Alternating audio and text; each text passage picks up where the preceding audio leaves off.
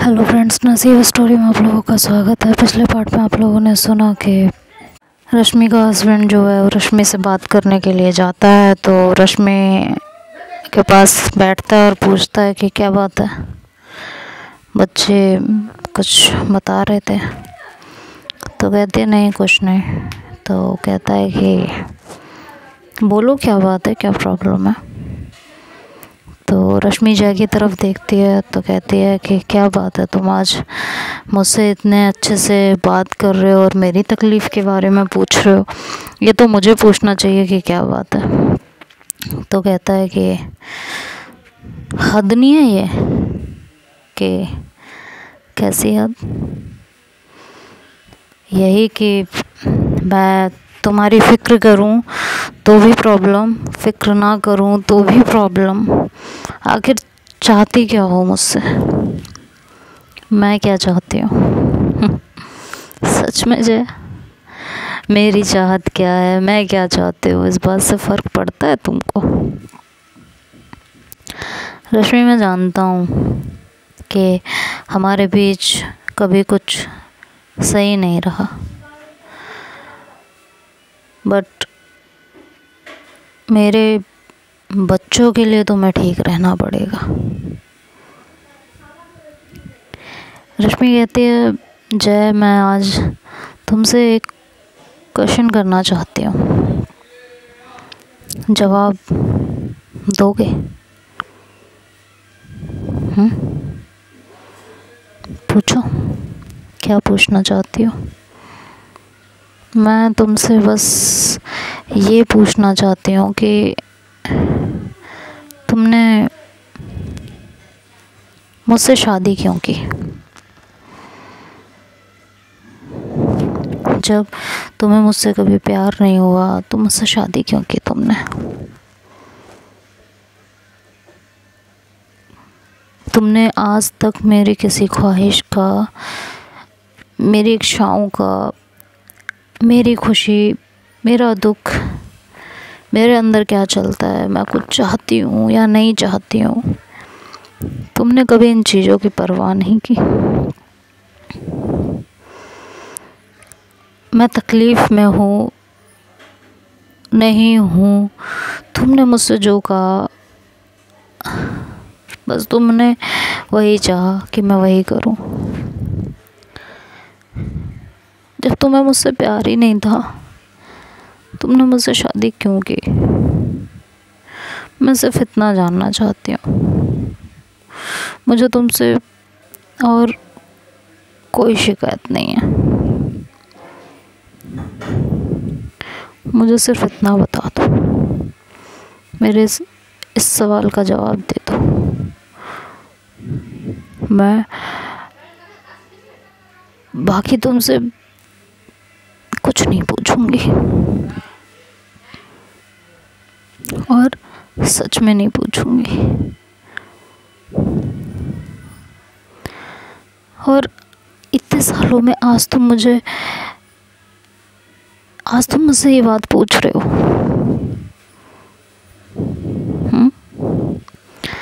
तो कहता है कि मैंने तुमसे शादी क्यों की, क्योंकि तुम एक सुलझी हुई लड़की थी, कम उम्र थी, कहीं कोई अफेयर नहीं था, कुछ नहीं था, खूबसूरत हो, और मुझ जैसे आदमी को इतनी खूबसूरत लड़की और सुलझी हुई लड़की मिलना मुश्किल था, बहुत मुश्किल था। इसलिए तो जय, तुमने अपने फ़ायदे के लिए मेरी ज़िंदगी बर्बाद कर दी। नहीं रश्मि, मैंने तुम्हारी ज़िंदगी बर्बाद नहीं की।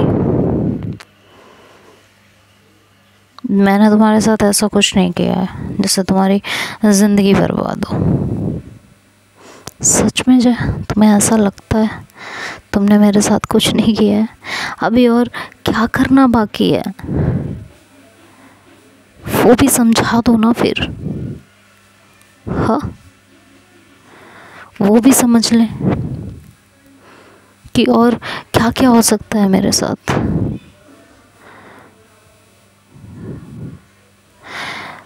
रश्मि, ऐसे ही चलती है ज़िंदगी। तुम्हें ऐसा क्यों लगता है कि तुम्हारे साथ जाती हो रही है, जो कि तुम्हें नहीं लगना चाहिए। सच में जय, मुझे नहीं लगना चाहिए। हाँ, नहीं लगना चाहिए तुम्हें। क्यों लग रहा है तुम्हें ऐसा? मैं नहीं समझ पा रही हूँ, मैं नहीं समझ पा रहा हूँ। ठीक है, जब तुम कुछ समझ ही नहीं पा रहे हो तो आगे करने के लिए हमारे पास कोई बात भी नहीं रह जाती। हाँ तो रश्मि, मोस्टली हस्बैंड वाइफ ऐसे ही होते हैं। और मैं तुमसे ये पूछने बैठा हूँ कि तुम क्यों इतनी अपसेट हो? क्या बात है जो तुम्हें परेशान कर रही है? तुम बात को दूसरी तरीके से मोड़ रहे हो और दूसरी तरीके की बातें कर रही हो। क्या हुआ है? कहती है नहीं, कुछ नहीं। ठीक है, मत बताओ। तुम ना प्यार से बात करने लायक ही नहीं हो, सही बताऊं तुम्हें तो। पता था मुझे, नहीं हूँ मैं प्यार से बात करने लायक। तो मैंने तुमसे रिक्वेस्ट करके तो नहीं बोला है ना कि आओ मुझसे प्यार से बात करो। हाँ, बोला था नहीं ना? तुम जा सकते हो यहाँ से। जय कहता है कि रूम में चलो। मेरा मूड नहीं है जय, मैंने तुमसे इजाज़त नहीं मांगी है। मैं तुम्हें कह रहा हूँ रूम में चलो। बीवी हो तुम मेरी और मुझे खुश रखना तुम्हारा फ़र्ज़ है। अच्छा, तुम्हारे फ़र्ज़ क्या है? मेरा फ़र्ज़ है ना पैसे कमा के लाना, तुमको देना, इस घर को सही से चलाना, सबकी ज़रूरतों का ख्याल रखना। अच्छा, तो बस यही फ़र्ज़ हैं तुम्हारे? हाँ, और जो मैं बखूबी निभा रहा हूँ। तो अब मुझसे बहसबाजी बंद करो और अंदर चलो प्लीज़। जय, बात मान जाओ। मेरा बिल्कुल भी मन नहीं है, प्लीज़। रश्मि चुपचाप चलो। वो हाथ पकड़ता है और उसे खींचते हुए रूम में लेके जाता है। रूम में ले जाके उसे बेड पे धक्का देता है। रश्मि रोने लगती है। जय उसके ऊपर जाता है, उसे किस करने लगता है। रश्मि मुर्दे की तरह चुपचाप पड़ी हुई रहती है। तो जय उसकी तरफ देखता है और पता नहीं क्या सोच के उसके ऊपर से हट जाता है और दूसरी तरफ करवट करके सो जाता है। रश्मि को एक सुकून सा फील होता है उस टाइम और वो चुपचाप बिना सांस लिए लेटी रहती है। सही लगता है कहीं अभी ऐसा ना हो जय का मूड चेंज हो जाए, तो बिना आवाज़ किए चुपचाप लेटी रहती है। इधर जय सो चुका होता है। रश्मि चुपचाप उठती है और अपने बच्चों के रूम में आती है और वहाँ जाके लेट जाती है।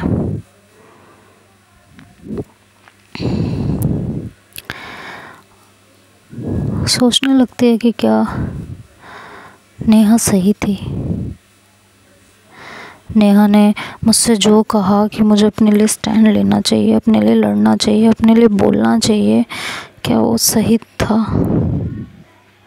क्या मुझे सच में ये सब करना चाहिए? क्या ये सब इतना आसान है? उसके दिल दिमाग में बहुत कुछ चलने लगता है।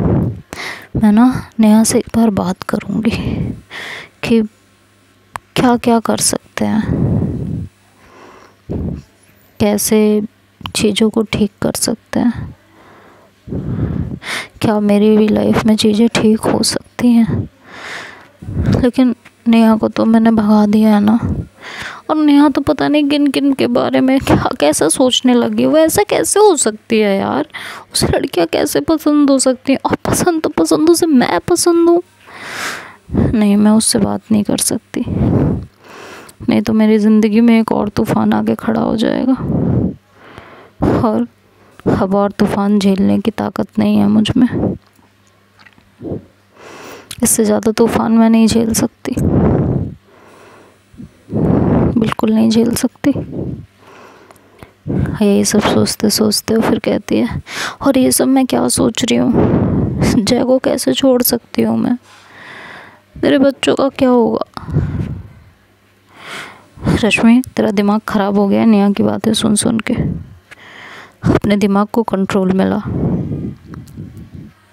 बहुत ज़्यादा, और ये फालतू की बातों के बारे में सोचना बंद करो। वो खुद को समझाती है और बच्चों के पास ही लेट जाती है। सोचते सोचते उसकी आँख लग जाती है। नेक्स्ट डे लेट उठती है। जय बच्चों से पूछता है कि मम्मी उठ ही नहीं गया अभी तक। उसके बच्चे बताते हैं नहीं, अभी सो रही हैं। जय कुछ नहीं कहता, वो खुद ही ब्रेकफास्ट बनाता है और बच्चों को देता है, खुद भी खाता है और घर से चला जाता है बच्चों को स्कूल भेज के। रश्मि लेट उठती है तो देखती है कि काफ़ी टाइम बीत चुका है और वो अभी तक सो रही है, तो वो हड़बड़ा के उठती है और काफ़ी सहमी हुई रहती है। कहती है शिट शिट शिट शिट, इतना लेट हो गई मैं। जय तो बहुत गुस्से में होंगे, आज उन्हें ऑफिस के लिए भी लेट हो गया होगा, बच्चे भी स्कूल के लिए लेट हो गए होंगे, ब्रेकफास्ट नहीं बनाया, कुछ नहीं किया मैंने अभी तक। वो बहुत ज़्यादा हड़बड़ा के उठती है और बाहर जाती है दौड़ते हुए। देखती है तो घर में कोई नहीं होता, तो वो जय को आवाज़ लगाती है, बच्चों को आवाज़ें लगाती है, लेकिन कोई नहीं बोलता। वो जय को डरते डरते फ़ोन करती है। जय फ़ोन रिसीव करता है, कहता है उठ गई तुम? कि हाँ सॉरी जय, वो पता नहीं कैसे मेरी आँख लग गई थी, मुझे सच में समझ नहीं आया, आई एम रियली सॉरी। कहता है कोई बात नहीं, हो जाता है कभी कभी। अच्छा, ब्रेकफास्ट बना के मैंने बच्चों को भेज दिया, तो हमारा ब्रेकफास्ट रखा हुआ है, कर लेना ठीक है, और लंच बना लेना। आज मैं लंच घर पे ही करूँगा, और मेरे चाचा चाची और उनकी बेटी आने वाली है, तो और तुम्हें पता है उन्होंने मुझे माँ बाप की तरह रखा है, अपने बच्चों जैसा प्यार दिया है, और उनकी बेटी मेरी सगी बहन से बढ़ के है मेरे लिए, वो ही मेरी पूरी फैमिली है, तो उनकी आवभगत में कोई कमी नहीं रहनी चाहिए रश्मि,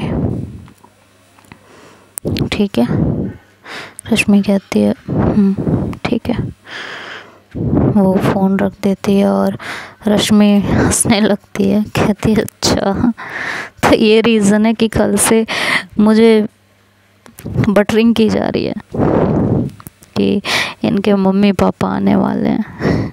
चाचा चाची को वो अपने मम्मी पापा ही कहता था, और उनके सामने इनकी पोल ना खुल जाए, इसलिए ये सब कुछ हो रहा था।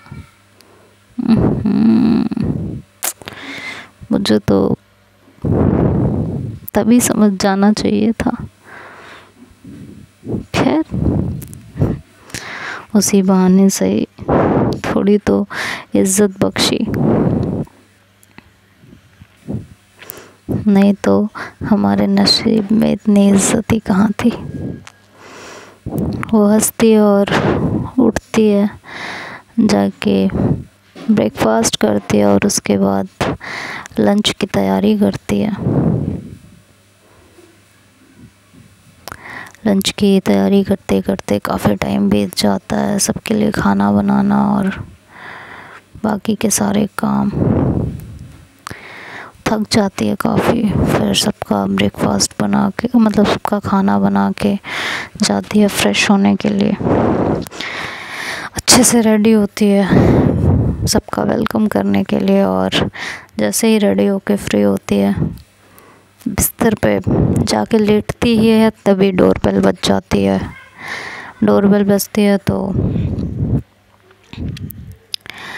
जाके डोर ओपन करती है, तो सामने उसके चाचा चाची जय और उसकी सिस्टर खड़ी हुई होती है। तो उसको देख के जय कहता है कि रश्मि, बड़ा टाइम लगा दिया तुमने डोर ओपन करने में, तबीयत तो ठीक है ना तुम्हारी? तो कहती है हाँ, मैं वो फ्रेश हो रही थी। तो अच्छा कोई बात नहीं, चलो अंदर आ जाओ। तो रश्मि डरते हुए अंदर जाती है। उसकी बहन का नाम सृष्टि होता है, तो कहती है क्या हो गया भाभी, अंदर आइए।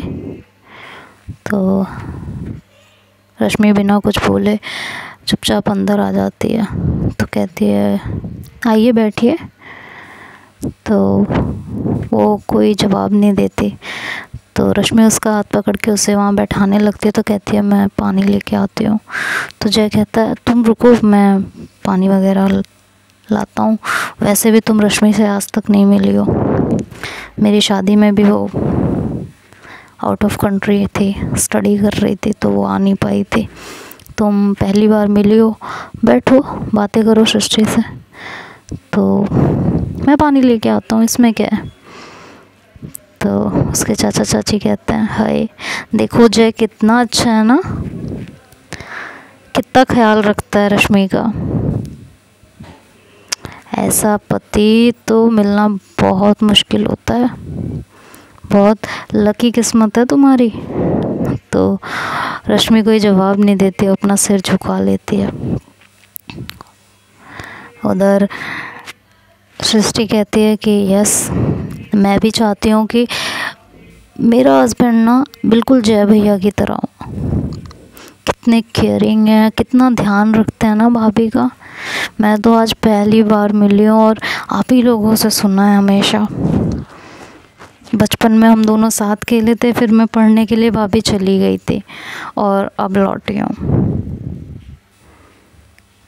तो कहती हैं वैसे भैया खुश रखते हैं ना आपको, धीरे से पूछती है।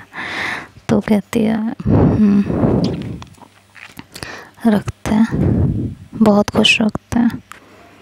तो कहती है that's great, keep it up भैया। और फिर वहाँ पे खाने पीने का अरेंजमेंट होने लगता है। उसके सास ससुर कुछ सवाल करते हैं रश्मि से कि सब ठीक है, बच्चे कहाँ हैं।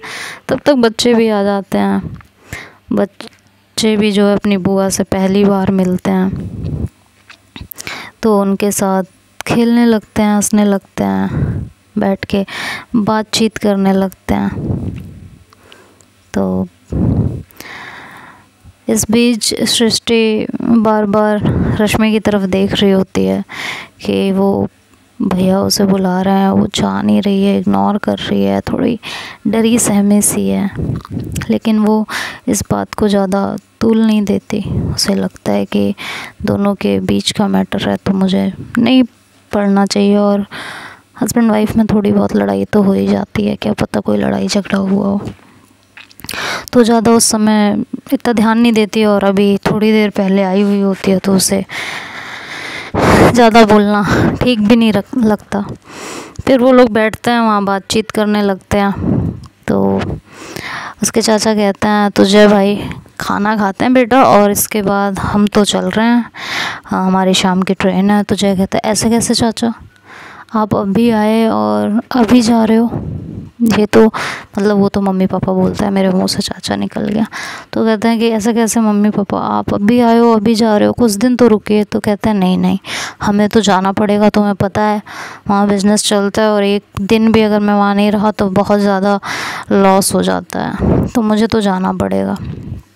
तो हाँ, लेकिन सृष्टि यहीं रहेगी, उसको यहीं पे जॉब मिली है। तो कहता है जॉब कैसी? तो सृष्टि कहती है आई एम साइकेट्रिस्ट, मेरा यहीं अपॉइंट हुआ है यहीं के क्लिनिक में। तो मम्मी पापा ने कहा कि जब तक यहाँ रहने का अरेंजमेंट नहीं हो जाता मैं आपके साथ रह सकती हूँ। तो कहते हैं कि हाँ श्योर, क्यों नहीं, बिल्कुल रह सकती हो, तुम्हारा ही घर है, जब तक रहो। और तुम्हें दूसरा घर लेने की ज़रूरत क्या है, तुम यहीं रहो ना सबके साथ, प्रॉब्लम क्या है? क्यों रश्मि, कोई दिक्कत? रश्मि को भी थोड़ा सुकून मिलता है कि चलो इनके प्रेजेंस में जाए, थोड़ा वेल बिहेव्ड रहेगा। तो कहती है हाँ बिल्कुल आप यहाँ रह सकती हैं। तो देखते हैं अब आगे क्या होता है, सृष्टि का यहाँ रहना रश्मि की ज़िंदगी में किस किस तरह के बदलाव लाएगा, या रश्मि की हेल्प सृष्टि किस तरीके से करेगी, नेहा और रश्मि के बीच आगे क्या क्या होने वाला है, ये सब तो नेक्स्ट पार्ट में सुनेंगे। तब तक thanks for watching, like and comment.